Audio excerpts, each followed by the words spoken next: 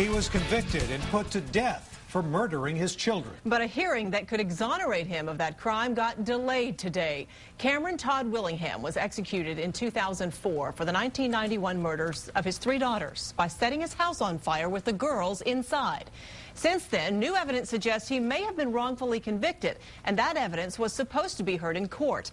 But it has become somewhat of a political issue focused on the death penalty. KXAN's Chris Sadeghi live at the courthouse with what did and what did not happen today. Chris? Leslie, the hearing did not happen. We'll have to wait at least 8 days for that. However, the ex-wife of Willingham was here, and she made a statement in which she said justice was served the minute Willingham died. He stood and watched while their tiny bodies burned. New evidence, new investigations, and thousands of death penalty opponents say Stacy Kirkendall's ex-husband was an innocent man put to death. She says that's not what Todd Willingham told her. He burnt them. He admitted he burnt them to me, and he was convicted for his crime. She made that statement before a scheduled hearing that could have exonerated Willingham from the murders.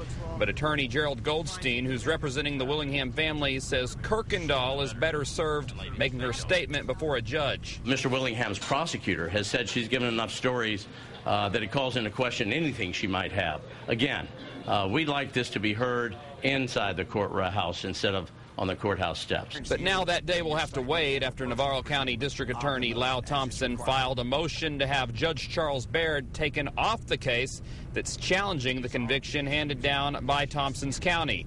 In the motion, he says Baird is biased towards his own beliefs, and if this hearing is going to happen, it should be fair. We have to go through the procedural processes to make sure everything is done correctly and fairly.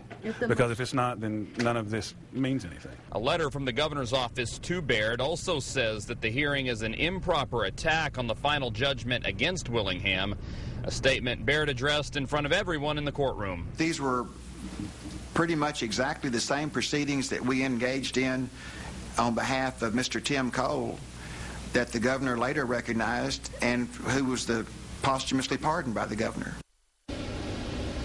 So this hearing is in recess until next Thursday at 1:30. In that time, Baird will consider that motion and determine if it's appropriate for him to hear this case or if another judge should hear it. We're live at the Justice Complex. Chris Sadeghi, KXAN, Austin News. You heard the judge mention Tim Cole. Governor Rick Perry granted Cole a posthumous pardon in March of this year, a year after a judge reversed a rape conviction that had put the innocent man behind bars for more than 20 years. He died in 1999 of an asthma attack while he maintained his innocence from inside prison. Cole marked the first posthumous pardon in Texas history.